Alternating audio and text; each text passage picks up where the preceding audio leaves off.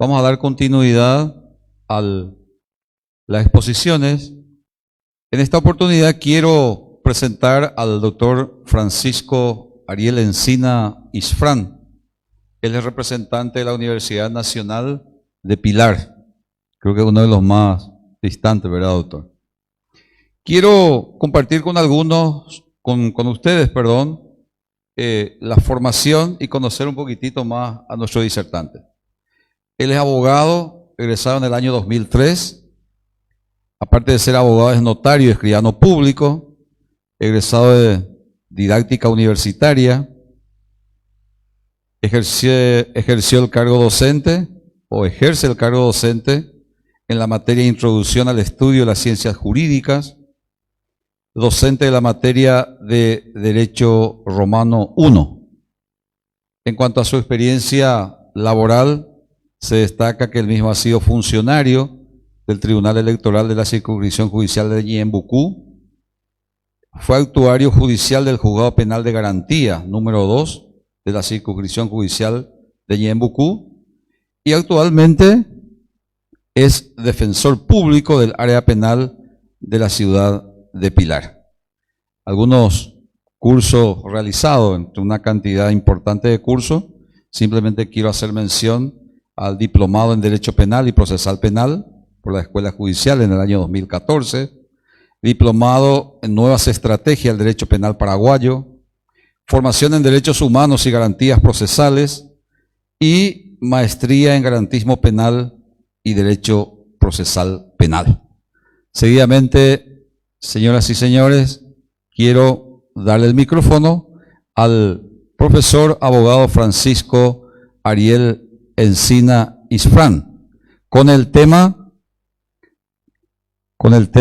del profesor es control de las condiciones de reclusión en las penitenciarías paraguayas. Usted tiene la palabra, profesor. Adelante.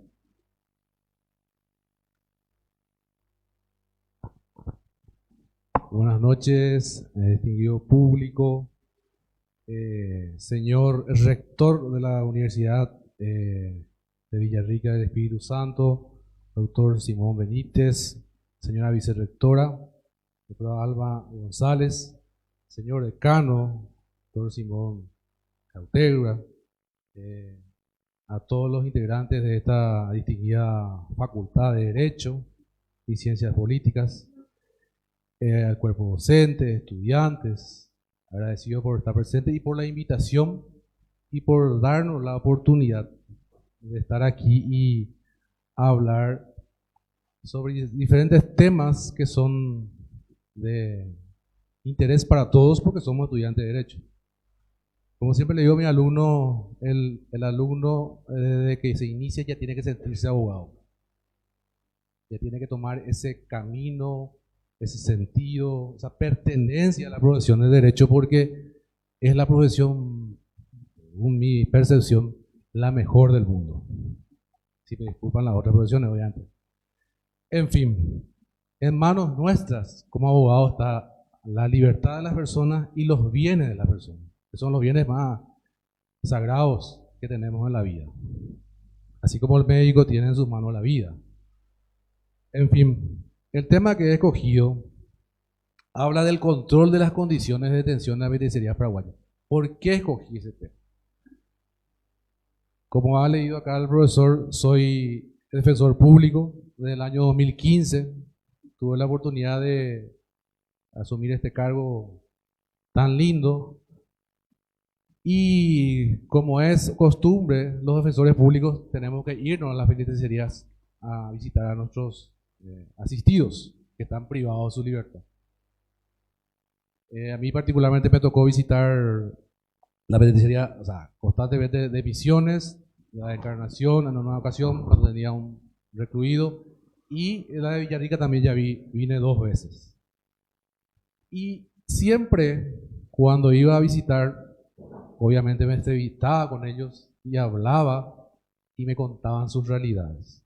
Y siempre me llamó la atención y me preocupó cómo lo que es el sistema penal realmente no se preocupa por la como habló el profesor, la readaptación del condenado. O sea, la readaptación es algo ficticio. Está ahí. Sinceramente no se cumple. Vamos a ser sinceros. Por eso quiero, obviamente, para analizar mi tema,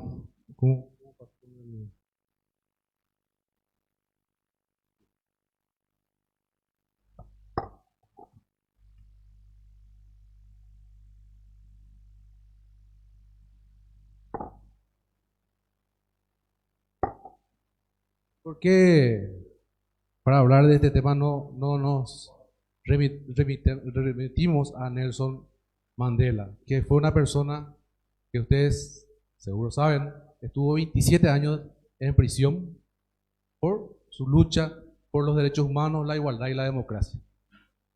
Esa lucha que él tuvo le costó 27 años de su vida. Dentro de dicha penitenciaría él tuvo la oportunidad de recibirse abogado. Y después de salir de ahí fue presidente de la República. Nada más y nada menos. Entonces, ¿qué mejor ejemplo que Nelson Mandela? Y él dijo, suele decirse que nadie conoce realmente cómo es una nación hasta haber estado en una de sus cárceles. O sea, en las cárceles uno realmente sabe cómo le trata a la nación a uno. Una nación no debe juzgarse por cómo trata a sus ciudadanos con mejor posición, sino por cómo trata a los que tienen poco o nada, es decir, a las personas vulnerables.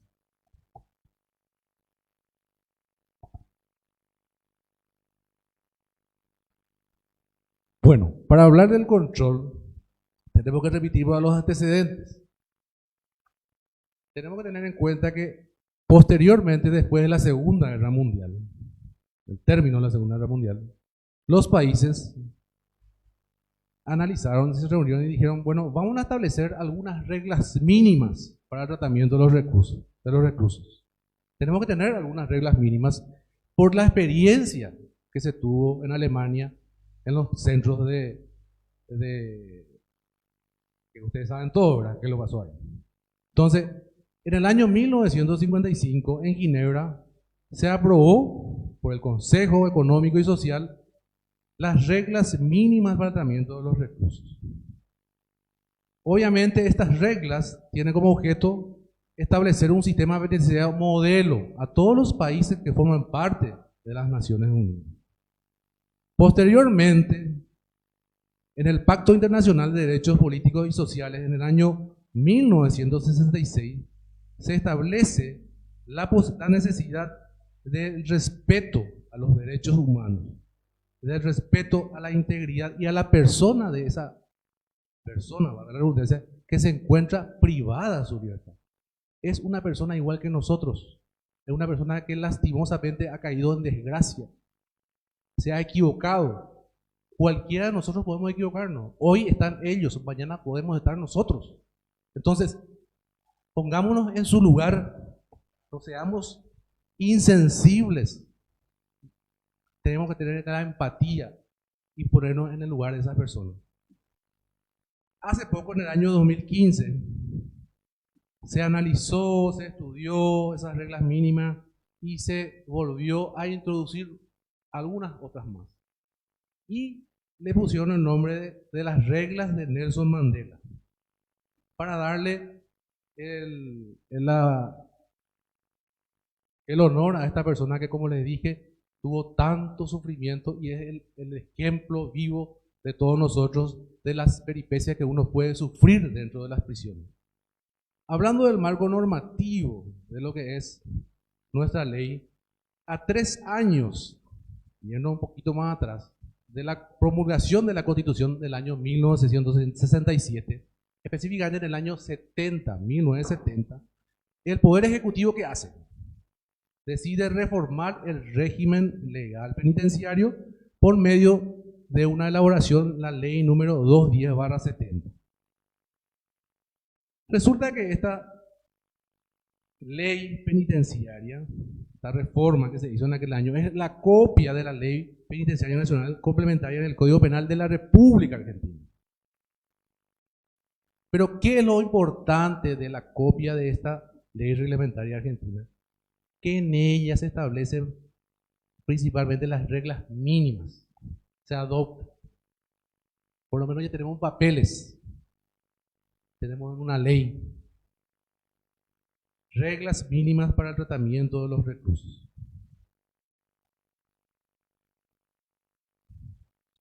Esta ley 1210, en su mayor parte, es una simple copia, como dije anteriormente, de la ley argentina.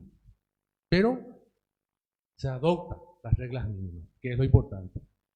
Pero tenemos que destacar, como en aquella época estábamos en un régimen diferente al actual, obviamente no se respetaban esas reglas mínimas. Era un régimen duro, propio de la época, estaba vigente la Guerra Fría y otras cuestiones políticas, geográficas, que hacían de que el régimen no aceptara la aplicación de dichas reglas. A finales del año 97 y comienzos del año 98, ya con la promulgación de la nueva Constitución del 92, con la adopción de los derechos procesales, etcétera, etcétera, entonces se decide obviamente establecer un nuevo código penal, un nuevo código procesal penal y obviamente un código penal de ejecución.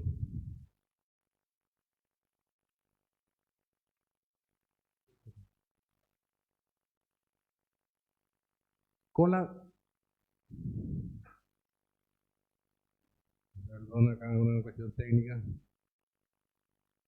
¿Por qué insisto en el diagrama? Porque quiero que vean, al alumno le gusta ver, le gusta observar, y les pido también que vayan anotando también, porque vamos a hablar también cuál va a ser mi crítica sobre esto.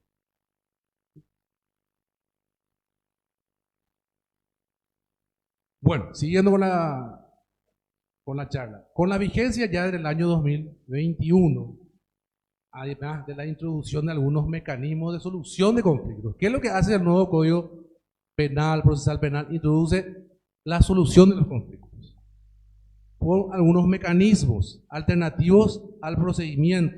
Se establece el uso de la prisión preventiva como última ratio, y ahí quiero decirle al colega. Establece que las penas cumplen dos funciones, ¿verdad? Protección a la sociedad y la rehabilitación al condenado. Yo quiero agregar una más: la utilización de la prisión preventiva como última ratio, que estaba en el anteproyecto, que obviamente cuando se aplica el nuevo código no desaparece. Entonces, ¿qué aplica el nuevo código? Resolución de conflictos alternativos al procedimiento. O sea, conflictos alternativos al procedimiento, se establece el uso de la prisión preventiva como último recurso, permitiendo la aplicación de medidas sustitutivas o alternativas, que hoy se llama suspensión a la ejecución de la prisión preventiva con la modificación. Es decir, uno está procesado, puede tener prisión preventiva o puede tener medidas alternativas o sustitutivas. Eso todos sabemos. Pero lo más importante de la vigencia del Código Procesal Penal es la creación de un juez penal de ejecución. Ahí está mi tema importante. Investigando, como todo lo que le hicieron, he recurrido a dos artículos. Una del doctor Fabio Umar, que es de Colombia, y otra de un salvadoreño, que está de moda también, el presidente de Salvador. El doctor Fabio Umar habla y dice el fracaso del sistema penal acusatorio. Él habla de esa situación de que en Colombia se está dando y explica cuáles son los factores que influyeron para que esté fracasando el sistema acusatorio. El colega salvadoreño habla y dice el ideal resocializador en tiempos de populismo punitivo. Es lo que habló el colega. Pero hablaba de populismo legal. Yo hablo de populismo punitivo. Bueno, el juez penal de ejecución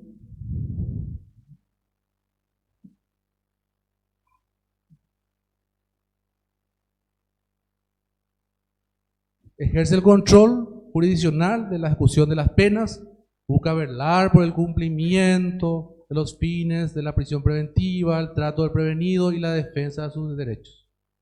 En este punto, el juez está obligado a visitar las penitenciarías, a entrevistarse con los reclusos, que les cuenten su vida, qué hacen, qué no hacen. Pero hay una función que el juez no está cumpliendo. Al menos en la experiencia que yo tengo, no digo que todos los jueces sean así, es que realmente no cumplen el rol de la resocialización. ¿En qué sentido? El preso entra en la cárcel. Y yo he tenido entrevistas con dos sujetos, voy a emitir un nombre obviamente por una cuestión de seguridad, porque me dijeron ellos, por favor, doctor, porque tienen miedo a represalias y si por ahí el día de mañana vuelvan a ingresar en la penitenciaría, obviamente ya sabrán los resultados. El sistema comienza cuando uno entra en la cárcel. Uno entra por cualquier motivo, es decir, cualquier hecho punible. El jefe de seguridad o superior de guardia le consulta dónde querés ir y están los pabellones. A baja, A alta, B baja. En fin, depende de la penitenciaría. Y ahí empiezan los montos y depende de dónde quieras ir. El dinero. Si vos querés comodidad en la cárcel, tenés que pagar. Es así de sencillo. Varía de acuerdo con el lugar. Empieza con 2 millones. ¿Cuál es la ventaja de ese pabellón de 2 millones? Que no hay adictos. Generalmente los adictos son los más problemáticos. ¿Por qué? Porque para consumir su droga tienen que robarle a sus compañeros de celda. Y son problemas. Después va a 3 millones, después va ya el pabellón VIP, que ya está en la parte de adelante, donde ya la suma va a 20 millones. O sea, uno paga 20 millones una vez y ya ingresa el pabellón VIP. Y 300.000 mensual. Eso no quiere decir que uno no tiene que comprar para su cama, para su televisor, para su aire, pero tener la tranquilidad de que en ese pabellón VIP no va a haber control, vos podés capacearte por los pasillos, puedes tener celular. Esa es la realidad de nuestras cárceles. Esa es la triste realidad que se da y que siento en el alma. Entonces, esa resolución no va a existir porque esa persona va a tener que ir adentro a cometer hechos, a guiarse por otros reos, a hacer cuestiones que al final no le van a servir. El sujeto 2 dice, en la cárcel se vivía mejor que ahora que estoy en libertad. Este ya salió en libertad. ¿Y por qué él vivió mejor cuando estaba preso? Cuando me condenaron, me designaron como capataz de pabellón. O sea, él le premiaron porque fue condenado. Imaginen, le premiaron. Porque yo no soy adicto y ni consumo alcohol. Y porque mi compañero de pabellón me respeta. Ahí él llegó, viene el jefe de seguridad, le dicen, este es ahora más el capataz del pabellón. El pabellón es un lugar, es un pasillo largo, donde están todas las habitaciones y en cada una de ellas están 4 o 5 personas.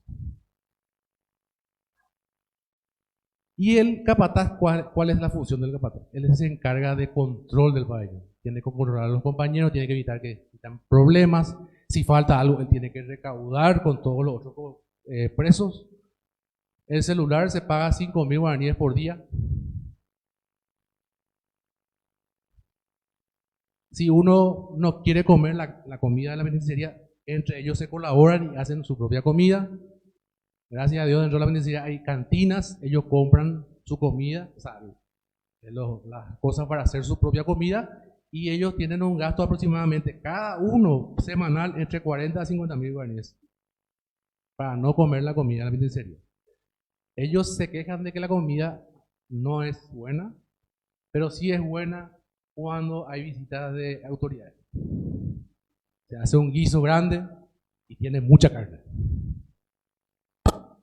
No lo digo yo, lo dice mi sujeto de entrevistado. Bueno, esas son las realidades de nuestro sistema penitenciario. Estas son realidades que la gente desconoce porque a la sociedad no le importa. Esa también es otra de las cuestiones que nuestro Código de Ejecución Penal insiste, el control social. La sociedad tiene que preocuparse de esos presos, porque esos presos el día de mañana van a salir y se van a reinsertar de nuevo en la sociedad. Y deberíamos nosotros preocuparnos para que ellos hagan lo mejor posible.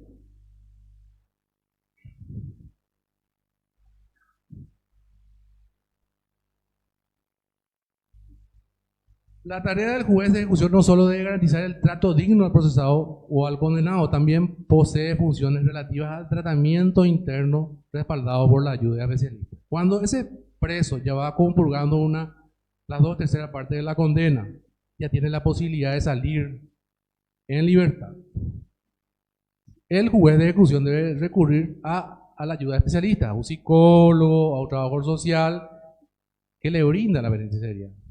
Pero eso tiene su costo. No es gratis. El reo tiene que pagar entre 300 a 400 mil guaraníes. ¿Y de dónde va a sacar la plata el reo? Y ese informe es fundamental para que el juez tome una decisión si puede salir o no en libertad.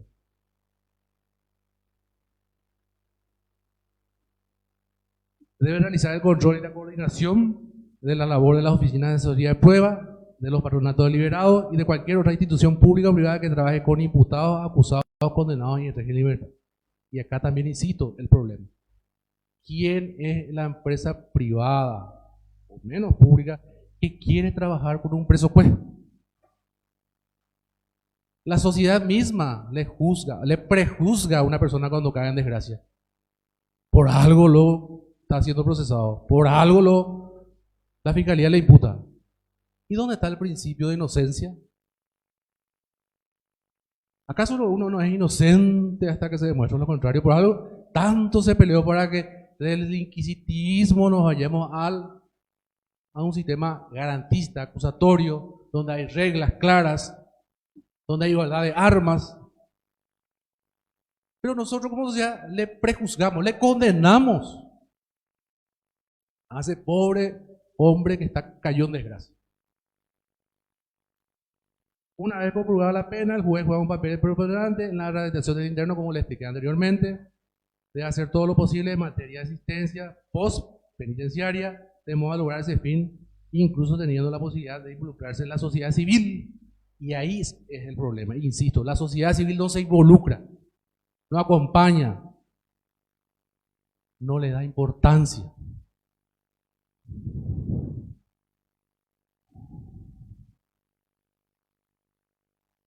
Y para que vean la evolución de la población penitenciaria, de varones adultos privados de libertad desde el 2010 al 2028. En el año 2010 teníamos 6.873 varones privados de libertad. Hoy en día tenemos 16.128. Imagínense el aumento exponencial en ese margen de tiempo. La aplicación de la prisión preventiva como última ratio no se da. ¿Dónde está el principio de inocencia? En el tema de las mujeres, se da un monto o una cantidad de 542 en el año 2012 y en el año, hasta el 31 de mayo de 2023, tenemos 878 mujeres privadas de su libertad. La mayoría de las personas, las mujeres que se encuentran privadas, es por el tema del narcotráfico. Son utilizadas como mulas.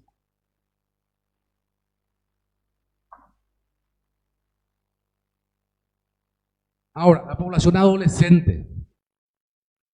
En este campo de la adolescencia, evidentemente que hubo un trabajo interinstitucional donde se dieron, obviamente, avances en ese sentido. No así en el caso de los adultos. Tenemos que en el año 2013, estaban 367 personas privadas de su libertad y actualmente solamente 160. Evidentemente hubo un trabajo interinstitucional, el Estado se preocupó por los adolescentes, trabajaron las instituciones en relación a los adolescentes y hay un cambio. Ahora, acá está el problema. Situación procesal. Hombres, del 100%, 33 están condenados. 33%. 67% procesados. O sea, 67% de porcentaje están a la espera de lo que puede pasar de ellos. O absuelto, o condenado, o prescribe, etcétera, etcétera. O sea, ¿cómo sabemos? ¿Se dan cuenta del problema que existe en el sistema judicial? Y en relación a las mujeres, casi el mismo porcentaje, 37 contra 63. Algo no está funcionando, algo falta arreglar, algo falta hacer para que estos datos que fue elaborado por el Mecanismo Nacional de Prevención de la Tortura, se solucione y se den esos datos como se dan en el tema de los adolescentes. Y en el tema de los adolescentes tenemos 23% y 76% se encuentra procesado. Y acá está, población privada de libertad en las penitenciarías.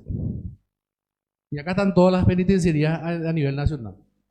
De enero a diciembre, diferencia anual, tenemos las diferencias anuales, tenemos el índice de crecimiento, tenemos un dato también interesante, 775 personas nuevas por año en promedio en los últimos 14 años. O sea, cada año 775 personas son privadas de su libertad e ingresan al sistema penitenciario.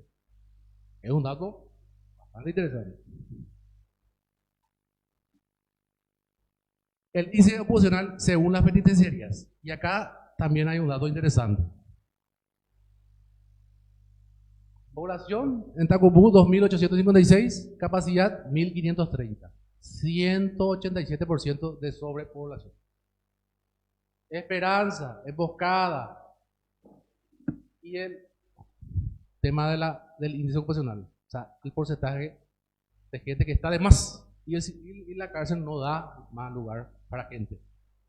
Es el hacinamiento, que también es un problema, que genera muchas situaciones en que la persona al final no va a cumplir con el tema de la reinserción. ¿Quién es el culpable? El Estado, las instituciones y nosotros como sociedad que nos exigimos, no nos preocupamos por esta persona. ¿Por qué el sistema penal acusatorio ha fracasado, según este colega nuestro colombiano? Tenemos un sistema adversarial, moderno, acusatorio, oral, se establece la igualdad de armas, el juez es conductor del proceso, se da la posibilidad de salidas alternativas, criterio de oportunidad, suspensión condicional, en hechos punibles contra la propiedad se puede dar la posibilidad del acuerdo y la extinción.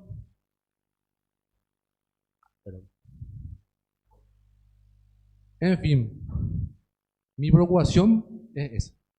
No se está cumpliendo con la redactación, no se está cumpliendo con la función del Estado. No estamos estableciendo personas capaces de poder volver a vivir en la sociedad y ser útiles para su familia y para la propia sociedad. Porque esa persona también tiene familia, así como ustedes, padre, madre, hijos, hermanos, hermanas. Y discúlpeme, me extendí demasiado. Muchas gracias. Y estoy atento a las preguntas.